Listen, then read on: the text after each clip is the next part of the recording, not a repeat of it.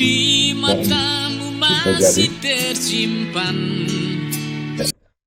back soundnya diganti, temu serius, membantai heresi.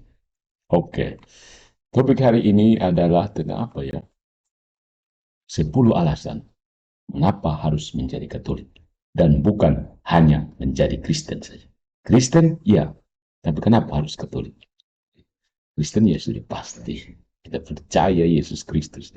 Tapi kenapa harus menjadi Katolik? Itu sebuah pertanyaan untuk orang Katolik. Kenapa tidak Kristen saja? Kenapa harus tunduk paus? Kenapa harus menyembah Maria? Gitu. Kenapa harus menyembah patung? Itu ada alasannya. Why? Ada alasan untuk menjadi Katolik ya. Banyak alasan. Mungkin sama banyaknya dengan jumlah anggota gereja. Termasuk tingkat kesempatan, pilihan, dan keyakinan yang berbeda-beda. Beberapa dari kita terlahir sebagai Katolik. Katolik tidur orang bilang. Yang lain bergabung dengan gereja di kemudian hari. Katolik berdiri orang bilang. Yang lain lagi meninggalkan gereja pada suatu saat, namun kemudian kembali lagi. Ya, kita mendengar cerita tentang orang-orang yang terlahir sebagai Katolik dan tetap setia kepada gereja sepanjang hidup mereka. Kita membaca kisah tentang orang-orang yang memiliki karunia intelektual dan pembelajaran yang luar biasa. Atau yang memiliki keberanian moral yang besar, yang dengan bebas memasuki gereja Katolik, seringkali dengan pengorbanan pribadi yang besar. Orang-orang seperti John Henry Newman, G.K. Chesterton di masa lalu, dan di masa kita sekarang ini ada Scott dan Kimberly Hart, Marcus Brolin, dan Richard John Neuhaus. Kenapa? Katolik kan hanyalah salah satu dari banyak agama Kristen yang berbeda.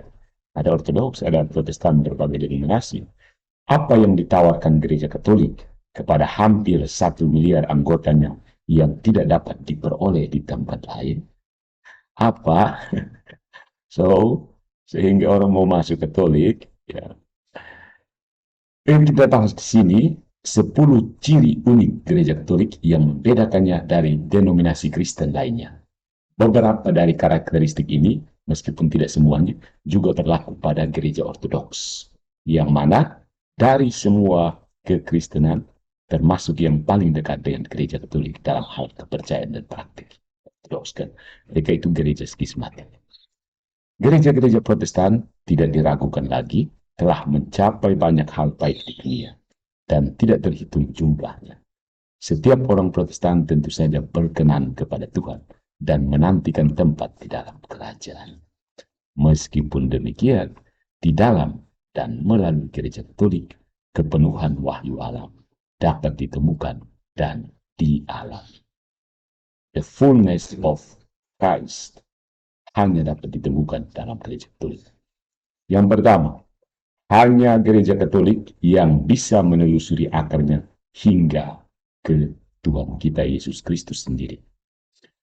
Dalam beberapa tahun singkat, segera sesudah kebangkitan, para pengikut Yesus mulai menyebut diri mereka Kristen.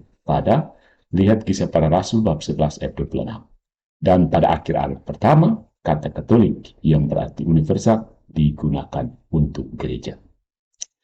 Gagasan mengenai denominasi-denominasi Kristen yang berbeda dan kadang-kadang bersaing tidak terpikirkan oleh umat Kristen mula-mula, terutama mengingat pernyataan Kristus tentang satu gembala dan satu kawan. Yohanes bab 10 ayat 13.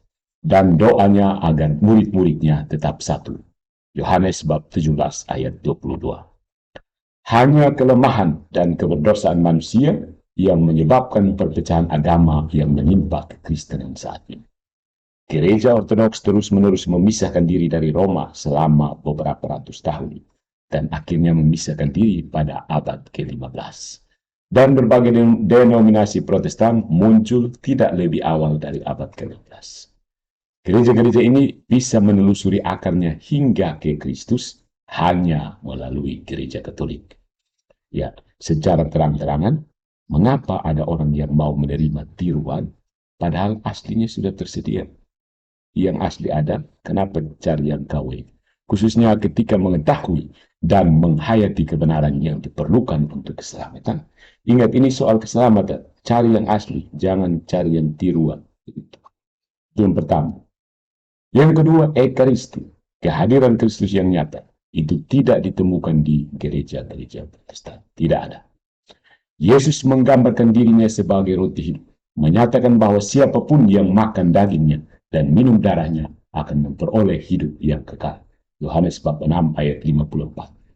Pada perjamuan terakhir, ia memberikan para rasul dan penerus mereka, para uskup, dan melalui mereka, para imam yang ditabiskan secara sah, kekuatan dan wewenang untuk melanjutkan pengorbanannya ketika dia berkata, lakukanlah ini untuk mengenang daku. Perbuatlah ini sebagai kenangan akan daku.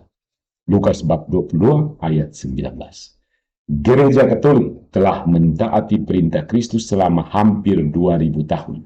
Dan meskipun banyak denominasi Kristen memandang Ekaristi, terutama dalam istilah simbolis, gereja secara konsisten mengajarkan bahwa Ekaristi sesungguhnya adalah tubuh, darah, jiwa, dan keilahian Kristus.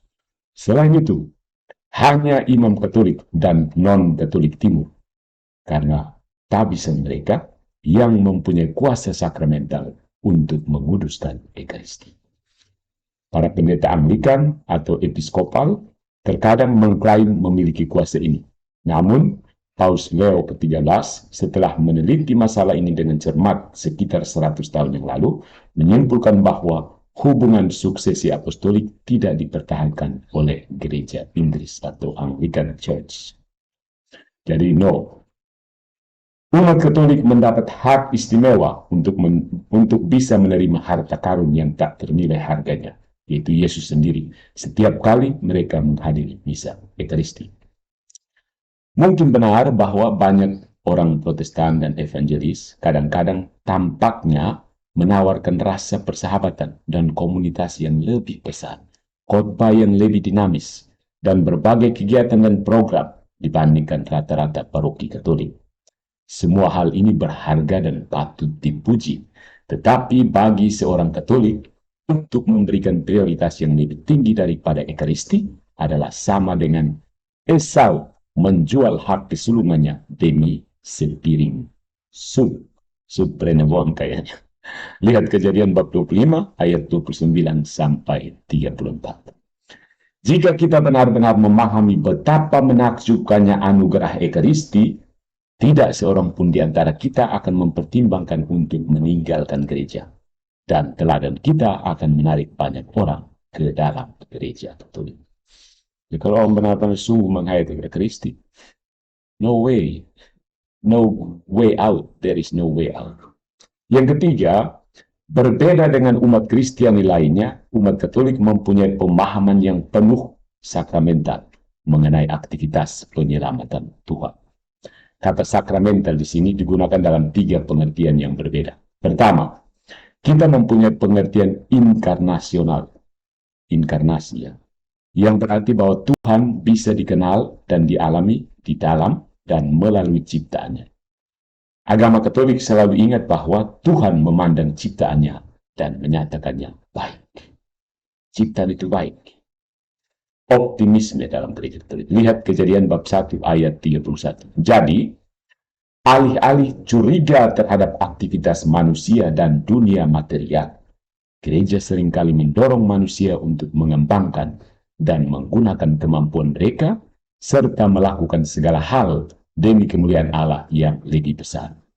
Tidak mengherankan jika beberapa karya seni, arsitektur, dan musik terbesar umat manusia telah dilaksanakan dan dilestarikan oleh gereja.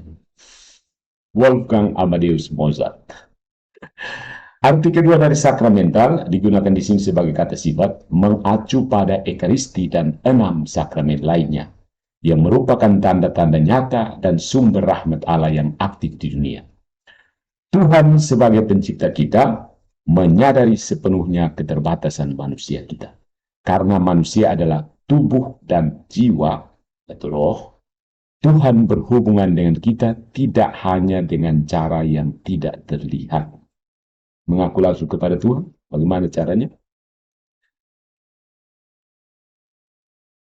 Tetapi juga melalui gerak tubuh manusia dan benda-benda materi yang dapat kita lihat. Kita dengar, kita sentuh, dan kita cicipi roti, anggur, air, minyak, kata-kata, musik, dan sebagainya. Bahkan arsitektur, patung, dupa, semuanya itu merangsang panca indera. Kebanyakan orang Kristen sepakat mengenai kebutuhan penting akan air untuk pembaptisan, namun umat Protestan tidak konsisten dalam memperlakukan tindakan suci lainnya yang Yesus berikan kepada gereja sebagai sakramen. Ketiga, kata benda sakramentali, mengacu pada benda atau isyarat yang diberkati. Itu punya rosario, kita punya berkat kandang babi, kita punya berkat benih yang bertanam, yang bagi mereka yang beriman dapat menjadi pengalaman atau sumber rahmat Tuhan. Sakramentali semacam ini antara lain air suci, skapulir, salib, medali, rosario, abu pada rabu abu, tanda salib, dan sebagainya. Namun, sakramen-sakramen berdasarkan janji dan kuasa Allah efektif dalam dirinya sendiri. Sedangkan sakramentali ini bergantung pada watak orang yang beriman. Semakin kamu percaya, semakin dia efektif. Meskipun tidak sepenting sakramen, sakramentali bisa menjadi sumber rahmat dan perkenanan rohani yang berharga. Rosario, skapulir, medali pakai saja. Medali terutama medali Santo Benedictus, ya, lawan setan, medali eksorsisme. Jika Yesus bersedia merendahkan dirinya dengan menjadi manusia, dalam Filipi bab 2 ayat 6-7, masuk akal jika kita berasumsi bahwa Tuhan akan terus bekerja di dalam dan melalui manusia dan tatanan materi yang dia ciptakan sendiri. Agama Katolik, orang Katolik, gereja Katolik, dengan penekanan sakramentalnya telah membawa kebenaran ini sampai pada kesimpulan logis. Tuhan menjadi manusia dan tinggal di dunia, berarti manusia dan segala sarana yang dimilikinya itu bisa menjadi sarana keselamatan. That's it, logikanya. Poin yang keempat, karena magisterium gereja, umat Katolik mendapat jaminan bahwa kepercayaan mereka adalah kebenaran yang diwahyukan secara ilahi, bukan tafsiran dan opini manusia. Selain menanyai para rasul tentang apa yang mereka dan orang lain percaya mengenai identitasnya, lihat Markus bab 8 ayat 27-29, Yesus tidak pernah melakukan pemungutan suara atau jajak pendapat atau mengatakan kepada para pengikutnya, inilah yang saya pikirkan secara pribadi, ini opini pribadi. Tetapi kamulah yang memutuskan sendiri apa yang harus kamu percaya. Tidak seperti itu. Sebaliknya, dia datang untuk mewartakan kebenaran Allah. Yohanes bab 18 ayat 37. Dan ia mempercayakan otoritas pengajaran atau magisterium yang sama kepada gerejanya. Lukas bab 10 ayat 16. Tidak masuk akal untuk percaya bahwa Yesus, sabda Allah yang kekal, bersusah payah menjadi manusia, mendirikan gereja, dan mati di kayu salib untuk menyelamatkan kita dari dosa-dosa kita, tanpa memberikan jaminan bahwa gereja terus melestarikannya dan mewartakan ajarannya dengan setia. Tidak bisa satu datang ambil Alkitab, baca sendiri, buat komunitas. Tidak ada. Yesus mengikuti nasihatnya sendiri dengan membangun gerejanya di atas landasan kesetiaan dan kebenaran yang kokoh. Matius bab 7 ayat 24-25, dan di atas batu karang iman Petrus. Matius bab 16 ayat 18-19. Otoritas pengajaran yang diberikan secara ilahi ini tidak hanya menjamin pernyataan-pernyataan gereja mengenai iman dan moral yang akan bebas dari kesalahan, namun juga berfungsi sebagai sumber dan ukuran kesatuan. Ini adalah sesuatu yang tidak dimiliki oleh semua denominasi Protestan. Tidak. Dan hasilnya hanya tinggal catatan sejarah. Ketika Luther dan rekan-rekannya menetapkan presiden untuk memprotes dan menolak otoritas pengajaran gereja, tidak ada yang bisa mencegah protes di kemudian hari terhadap otoritas yang mereka proklamirkan sendiri. Ya, jadi Luther protes gereja. Begitu orang protes Luther lagi, siapa mau halang? Siapa mau apa? Siapa mau tangkis. Gitu. Siapa mau tangkis? Luther. Proses penafsiran ulang kitab suci secara terus-menerus telah mencapai titik di mana saat ini, menurut World Christian Encyclopedia dari Oxford, terdapat lebih dari 20.000 denominasi Protestan dengan penafsiran Injil mereka sendiri yang seringkali bertentangan dan masing-masing mengaku memiliki pemahaman yang benar tentang wahyu ilahi. Wah, pusing gitu. Mana yang benar yang 20.000? Itu magisterium pentingnya. Jadi kalau Luther sudah protes, dan orang protes Luther lagi, kalau orang protes dari orang yang protes Luther, siap mau tangkis. Jadi akan terus membelah diri. Kacau. Yang kelima, Gereja Katolik lebih dari gereja lainnya memberikan penghormatan yang pantas kepada Bunda Allah. Pantas dan layak. Ada sebuah cerita seperti ini. Sebuah cerita tentang upaya sebuah kota kecil untuk menciptakan kandang ekumenis di luar ruangan. Seorang pendeta Protestan berkata kepada imam Katolik setempat, kita bisa memasukkan semua karakter yang disebutkan dalam Alkitab, kecuali kita tidak memasukkan Maria. Kalau tidak, adegannya akan terlihat terlalu Katolik. Jadi mereka mau buat semacam kandang, ada kandang Natal kan, dan mereka bikin kandang ekumenis, ya. Sebuah kandang ekumenis. Ya, semua toko Alkitab boleh masuk, tapi nanti Maria jangan masuk. Karena begitu Maria masuk, nanti kandang ini terlalu Katolik. Jangan tuh.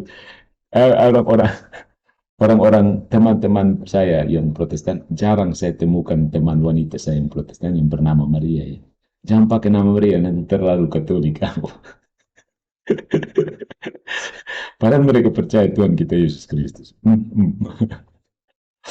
Kita dapat memasukkan semua karakter yang disebutkan dalam Alkitab, kecuali kita tidak boleh memasukkan Maria. Kalau tidak, adegannya akan terlihat terlalu Katolik. Imam itu menjawab, Imam Katolik itu menjawab, saya setuju dengan hal itu. Dengan syarat, Anda menjelaskan kepada semua orang bagaimana bayi Yesus dilahirkan tanpa ibu. Jelaskan kepada kita, kenapa kamu menolak Maria? Jelaskan kepada kami bagaimana seorang bayi Yesus dilahirkan tanpa ibu. Mereka kan membuat kandang Natal ekumenis ya, tapi jangan pasang Maria di situ, nanti terlalu Katolik. Umat Katolik memang dikenal karena kehormatan yang mereka berikan kepada perawan Maria, dan dia memainkan peran yang tidak tergantikan dalam rencana keselamatan Tuhan. Adalah benar jika kita menghormatinya, bukan menyembahnya, karena salah satu perintah Allah mengatakan, hormatilah ayahmu dan ibumu. Keluaran bab 20 ayat 12. Jika Tuhan ingin kita menghormati orang tua kita, terlebih lagi dia ingin kita menghormati ibunya. Malaikat Gabriel mengatakan kepada Maria, penuh rahmat, kekaritomene, Lukas bab 1 ayat 28, menjadikan dia layak untuk kita hormati setinggi-tingginya.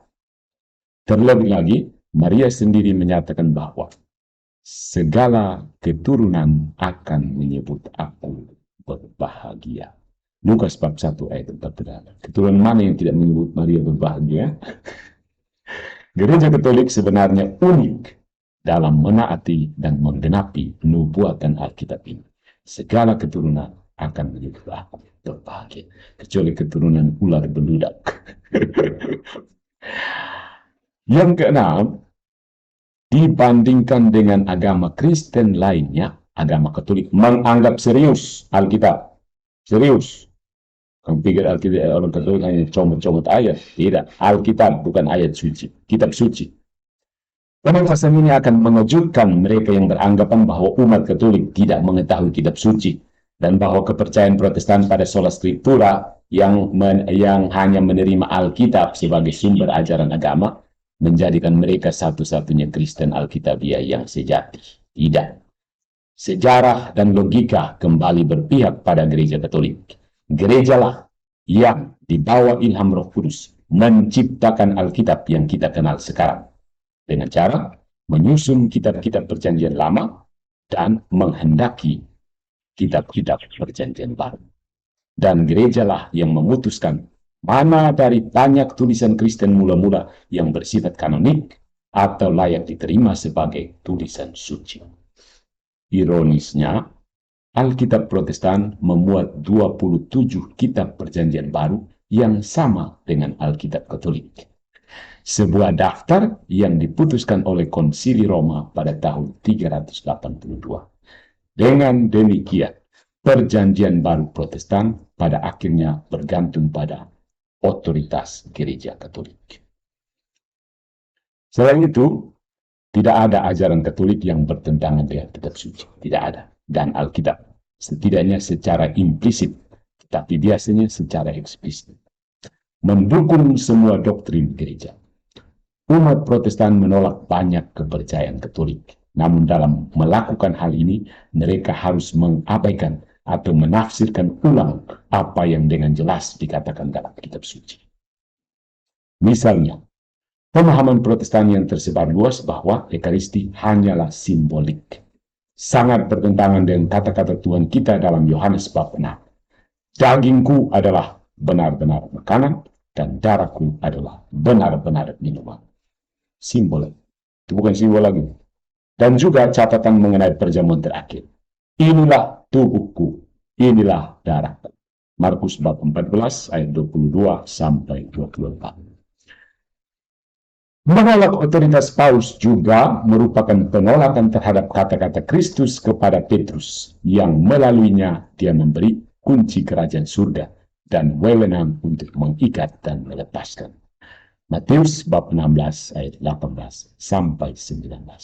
Classical text for the papacy, for the primacy of Peter. Protestan dan Ortodoks akan mati-matian menafsir secara berbeda. Karena memang sudah menolak Paus. Menolak realitas pengampunan dosa melalui pengakuan dosa atau sakramen rekonsiliasi juga merupakan penyangkalan terhadap kata-kata Yesus yang telah bangkit kepada para rasul. Yohanes bab 20 ayat 22 sampai 23, yang mana dia memberi mereka kuasa untuk mengampuni dosa atas namanya. Ketidakpercayaan pada otoritas pengajaran gereja juga merupakan ketidakpercayaan terhadap perintah Tuhan kita untuk mengajar dan membaptis semua bangsa, dan pada janjinya untuk selalu tinggal bersama gereja. Matius bab 28 ayat 19 sampai 20.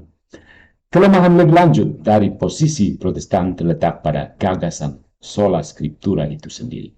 Alkitab tidak pernah mengatakan bahwa hanya kitab suci yang merupakan satu-satunya sumber wahyu ilahi, namun ada banyak referensi tentang tradisi dan otoritas pengajaran gereja. Kita lihat, Matius bab 18 ayat 15 sampai 18, Yohanes bab 14 ayat 16, bab 14 ayat 25 sampai 26, bab 21 ayat 25, 1 Korintus bab 11 ayat 21, Efesus bab 3 ayat 10 sampai 11, 2 Tesalonika bab 2 ayat 15. Banyak teman-teman kita umat Protestan yang sangat-sangat pandai mengutip Alkitab, kita akui, namun jika dilihat dari keseluruhan pesannya, Gereja Katoliklah yang hidup berdasarkan Alkitab. Orang Katolik itu tidak tahu kutip Alkitab, tapi yang hidup menurut Alkitab itu orang Katolik. Yang ketujuh, gereja telah bertahan dan bahkan berkembang selama hampir 2000 tahun, terlepas dari segala bentuk penganiayaan, pertentangan, dan kesulitan serta protes sana-sini. Yesus berjanji bahwa gerbang neraka tidak akan menguasai gereja. Matius 16 ayat 18. Dan sejarah mencatat banyak contoh serangan setan yang kejam, namun tidak berhasil terhadap tubuh Kristus. Gereja telah bertahan dari berbagai ajaran sesat dan perpecahan, serta penganiayaan sengit yang berlangsung sejak zaman Nero dan Diocletianus hingga abad ke-20 yang berdarah-darah. Agama Katolik telah melewati nabi-nabi palsu dan anti-paus, peperangan, kerusuhan sipil, wabah penyakit, bencana alam, invasi barbar, dan keruntuhan masyarakat. Tubuh Kristus, meskipun sering terluka, telah memperbarui dirinya sendiri setelah serangan rasionalisme dan pencerahan. Renaissance. Intrik politik raja dan pangeran, kekerasan massa dan diktator, campur tangan kaisar, dan bahkan pemerintahan yang penuh dosa dan para paus dan uskup yang tidak kompeten. Napoleon Bonaparte adalah seorang penganiaya gereja yang mengatakan bangsa-bangsa di bumi lenyap dan tahta-tahta jatuh ke tanah. Hanya gereja yang tersisa. Gereja Katolik. Satu-satunya persamaan dalam sejarah adalah bangsa Yahudi. Bangsa yang sering dianiaya, dicemooh, ditindas, dan diasingkan. Namun secara ajaib tetap terpelihara selama ribuan tahun. Karena orang-orang Yahudi adalah umat pilihan Tuhan, pemeliharaan ilahi telah bekerja dengan cara yang penuh kuasa demi kepentingan mereka. Hanya fakta inilah yang menjelaskan keajaiban keberadaan mereka dan fakta inilah yang menjelaskan keajaiban keberadaan mereka. Dan itu Israel ya, bangsa Israel. Sebagai Israel baru, lihat Roma bab 11 ayat 17, gereja juga merupakan penerima bimbingan dan perlindungan Allah yang terus-menerus dan akan tetap demikian sampai akhir zaman. 4 ciri gereja yang sejati adalah gereja yang satu, kudus, katolik, dan apostolik. Ini semua orang hafal di luar kepala. Saya dengan rendah hati dan tidak resmi menyatakan tanda kelima, kata Johannes Meyer. Gereja sejati juga menentangnya. Sama seperti Yesus yang merupakan tanda kontradiksi dan batu sandungan, 1 Korintus bab 1 ayat 23. Demikian pula gerejanya adalah penangkal kebencian, fitnah, kesalahpahaman, kecurigaan, dan pertentangan. Kristus mengatakan kepada para pengikutnya untuk mengantisipasi permusuhan dunia, karena mereka bukan bagian dari dunia. Yohanes bab 15 ayat 18 sampai 19. Dan ia memperingatkan mereka bahwa beberapa orang bahkan mengaku melayani Allah dengan menganiaya mereka. Yohanes bab 16 ayat 7. Jadi orang-orang berpikir mereka sedang menganiaya Allah dengan membuli orang Katolik. Sekarang penganiayaan kan bukan bentuk kekerasan fisik lagi ya, kekerasan verbal sekarang. Jadi orang Katolik banyak dibuli di media massa, dianggap sombong, farisi, suci. Contoh masa kini mengenai hal ini adalah kaum fundamentalis yang menyerang gereja dengan menyebut gereja sebagai pelacur Babilonia. The whole of Babylon. Ya. Seperti yang dikatakan oleh Uskup Agung dan Martir Ignatius dari Antioquia, kekristenan menunjukkan kehebatannya ketika dibenci oleh dunia. Anti-Katolik bisa dibilang memiliki peran yang lebih kuat dalam sejarah manusia dibandingkan prasangka lain apapun kecuali antisemitisme. Bahkan ya ini nampaknya di Amerika Serikat ya. Umat Katolik mengalami diskriminasi sebagai imigran di sepanjang pesisir timur.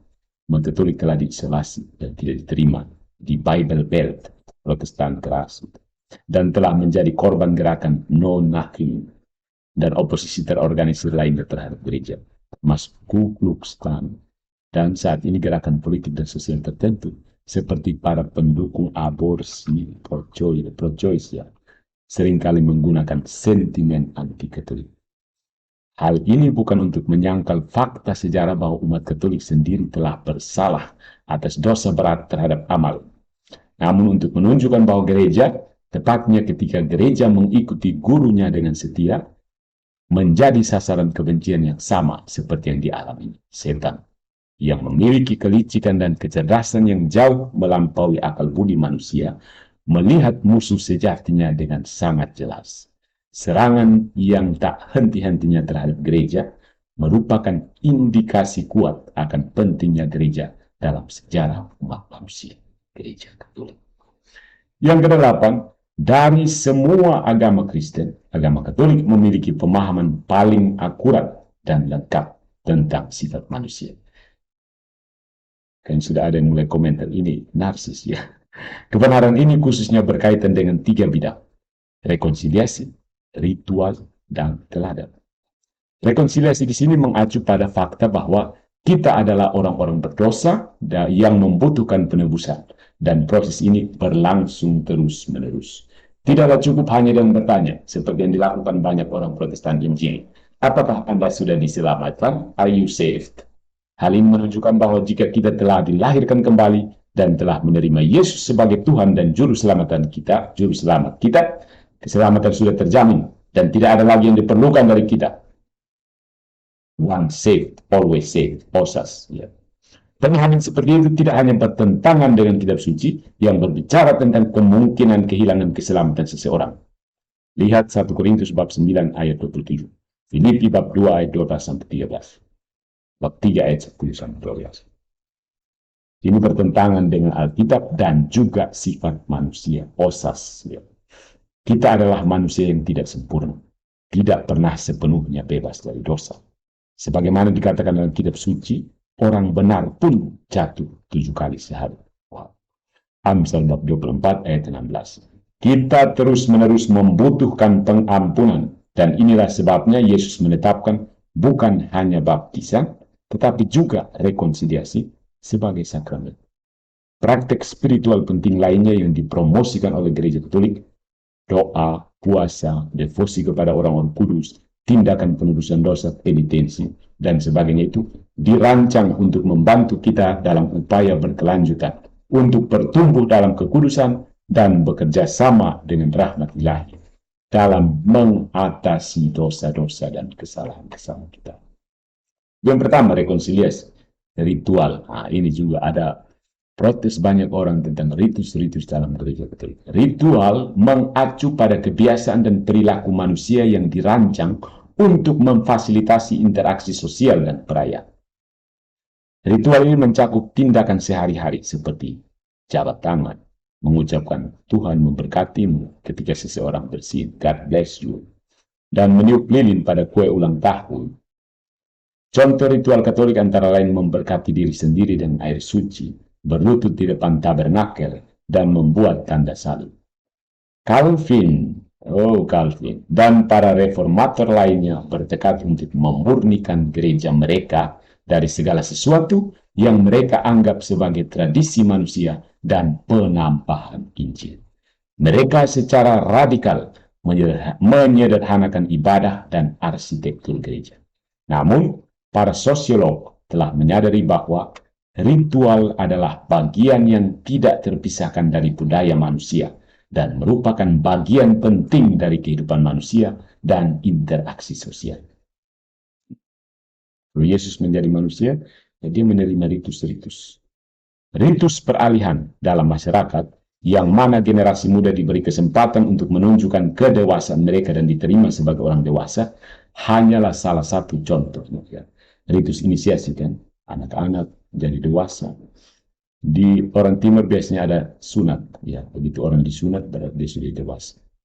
Atau potong gigi, Bahkan sebagian besar agama non-Kristen mengakui dan menanggapi kebutuhan dasar manusia, kebutuhan akan ritus. Gereja Katolik, agama Katolik, orang Katolik tidak seperti kebanyakan denominasi Protestan, tidak pernah berhenti melakukan hal yang sama. Paganisme. Yang ketiga, teladan. Teladan juga merupakan kebutuhan mendasar manusia. Manusia pada dasarnya bersifat sosial, dan sebagian besar pertumbuhan dan perkembangan pribadi dihasilkan dari peniruan. Sadar atau tidak, orang-orang tertentu yang berpengaruh. Kita tiru orang. Dalam hidup sehari-hari sebenarnya kita copy orang. Gereja Katolik menawarkan orang-orang kudus sebagai teladan yang patut ditiru. Venerasi terhadap orang-orang kudus dimulai ketika umat Kristiani mula-mula merayakan hari kematian para martir sebagai hari ulang tahun mereka menuju kehidupan kekal. Adat istiadat setempat dan akhirnya kebijakan resmi secara bertahap mengakui dan merayakan pria dan wanita suci lainnya sebagai teladan kepahlawanan dalam kebenaran. Orang-orang kudus tidak disembah, namun mereka dihargai dan dihormati. Karena mereka adalah bagian dari banyak saksi bagaikan awan. Ibrani bab 12 ayat 1, yang hidupnya memberi kesaksian tentang kebenaran Injil dan mengilhami orang-orang Kristen yang masih ada di bumi untuk bertekun dalam menjalankan tugas mereka, memikul salib mereka setiap hari. Supaya tekun pikul salib, kita perlu lihat teladan orang yang sudah selesai itu. Sudah gol, masuk finish. Umat manusia, khususnya kaum muda, membutuhkan teladan. Dan berlawanan dengan bintang film yang egois, atlet yang dibayar terlalu tinggi, atau pendukung kemerosotan budaya dan kekerasan, gereja menghadirkan sebagai contoh para pria, wanita, dan anak-anak yang benar-benar dapat menunjukkan jalannya kepada kita, jalan menuju kehidupan abadi dan kebahagiaan. Jadi tidak perlu bayar artis supaya kita khotbah pakai artis ya. KKR kan turun artis begitu. Artis buat apa? Ada orang kudus di situ, minta orang kudus masih cari artis lagi. Artis memang dia masuk surga artisnya. Dan yang kesembilan, agama Katolik atau gereja Katolik atau orang Katolik mencerminkan hakikat surga lebih akurat dibandingkan agama-agama lain. Hal ini dapat dilihat dalam 3 cara berbeda. Pertama-tama, gereja mempunyai struktur hierarki, begitu juga surga. Ada 9 paduan suara malaikat yang berbeda, masing-masing dengan fungsi dan pangkat berbeda. Selain itu, meskipun semua orang dalam kerajaan Allah adalah orang-orang kudus, beberapa orang bahkan lebih kekudusan daripada yang lain. Tentu saja, perawan Maria adalah ilustrasi paling sempurna tentang hal ini. Peringkat kekudusan seseorang. Selain itu, kata-kata Tuhan kita tentang yang terkecil dalam kerajaan surga lebih besar daripada Yohanes Pembaptis selama hidupnya di dunia. Matius bab 11 ayat 11. Ini menunjukkan bahwa beberapa orang kudus memang mempunyai peringkat yang lebih tinggi. Ya, ada orang kudus besar, ada orang kudus kecil, ada orang kudus setengah-setengah. Pada saat yang sama, semua orang setara dalam arti ikut serta sepenuhnya dalam visio beatifika, visi bahagia, kontemplasi penuh kegembiraan, dan menyeluruh terhadap Tuhan, dan dalam kebahagiaan sempurna. Yang kedua, gereja bersifat universal. Dibandingkan dengan agama lain, agama Katolik dapat ditemukan di hampir setiap bangsa dan budaya, dengan anggota dari berbagai latar belakang dan status sosial. Seperti disebutkan sebelumnya, kata Katolik berarti universal. Penjangkauan misionaris Katolik telah mencakup seluruh dunia. Dalam hal ini, gereja meniru surga yang kewarganegaranya terdiri dari suatu kumpulan besar orang yang tidak dapat dihitung oleh siapapun dari setiap bangsa, ras, kaum, dan bahasa.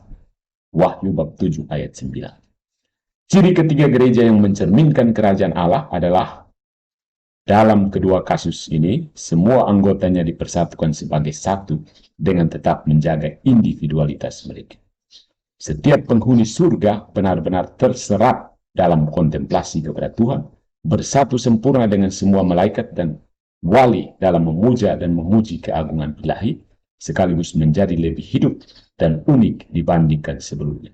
Secara mistik, ibadat gereja di bumi, khususnya misa atau perayaan Ekaristi, tergabung dalam liturgi surgawi yang berkelanjutan ini. Lebih jauh lagi, agama Katolik ini mempunyai satu bentuk ibadat utama, yaitu misa dan sakramen, namun memberikan banyak devosi keagamaan, spiritualitas, ordo-ordo, institusi religius, dan kesempatan lain untuk melayani bagi mereka yang terpanggil pada panggilan tersebut. Ada banyak gerakan, termasuk gerakan karisma ini. Dalam konteks ini, satu ukuran jelas tidak cocok untuk semua. Dan gereja Katolik mengakui kebenaran ini, meskipun hal ini memberikan rasa kesatuan dan tujuan yang menghubungkan dunia ini dan akhirat. Poin yang ke-10 yang terakhir, the 10 points. Why are you Catholics? 10 karena berakar pada, namun juga melampaui waktu dan sejarah, gereja mampu membantu anggotanya menemukan dan hidup berdasarkan kebenaran Allah yang tidak berubah. Jadi, sudah berakar pada sejarah dan melampaui sejarah, melampaui waktu yang begitu panjang, maka gereja bisa menjamin kebenaran Allah yang tidak berubah. Agama Kristen lainnya telah melakukan perubahan signifikan dalam moral dan ajaran agamanya. Misalnya mengakhiri larangan kontrasepsi buatan, artificial contraception.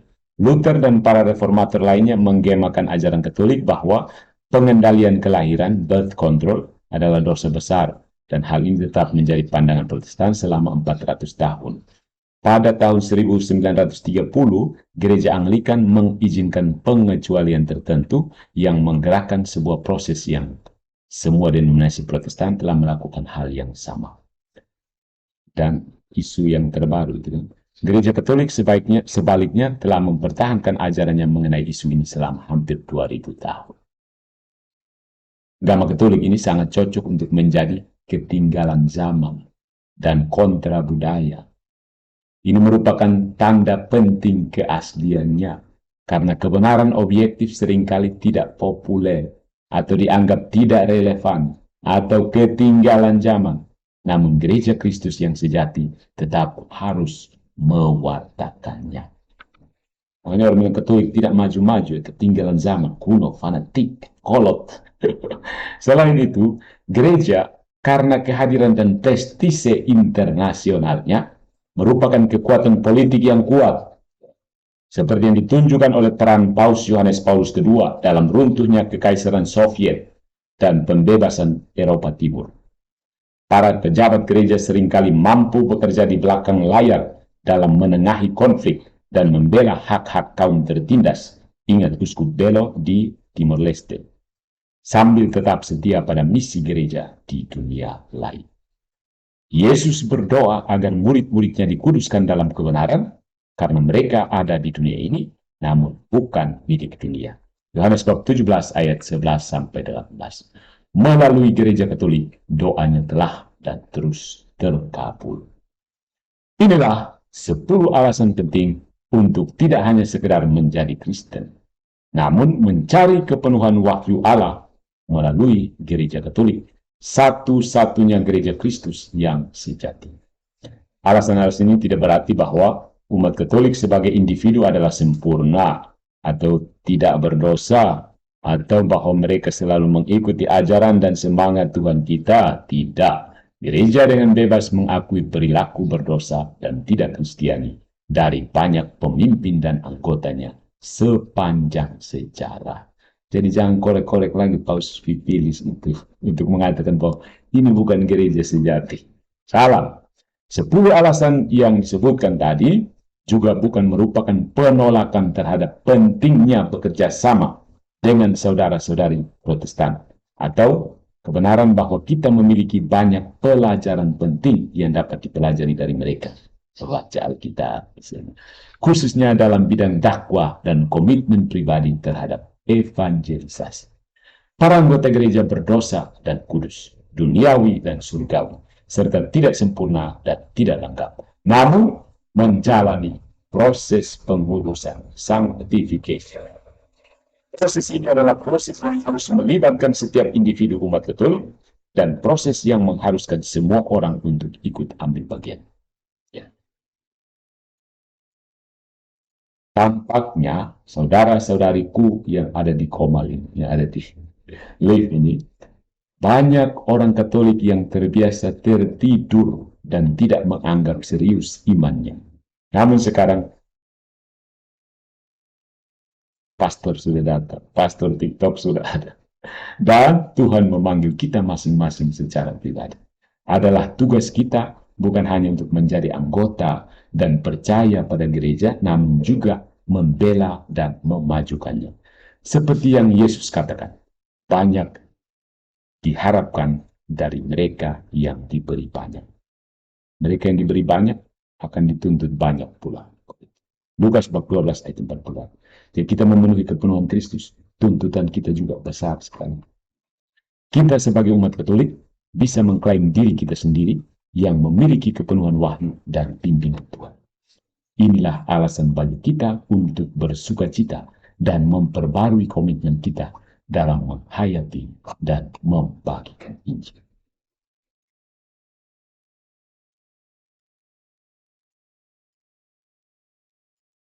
Speechless.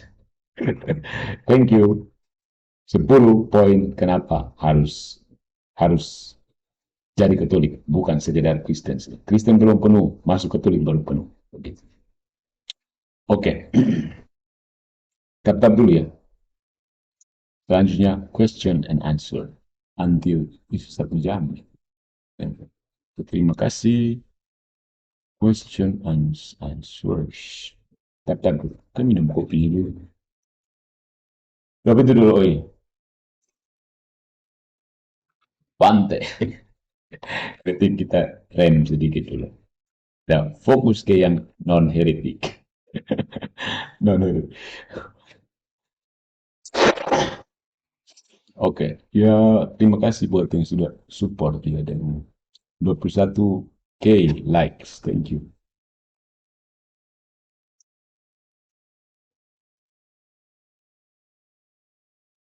Stop Protestantisme, oke. Ya di sini tidak mumpung tidak ada orang Protestan di sini. Ya. Kita ingin bicara dengan Katolik, tapi kita tidak mungkin harus sembunyi di gua baru ngomong seperti ini ya. Ya terang-terangan saja. Kalau buat hoax tidak beda.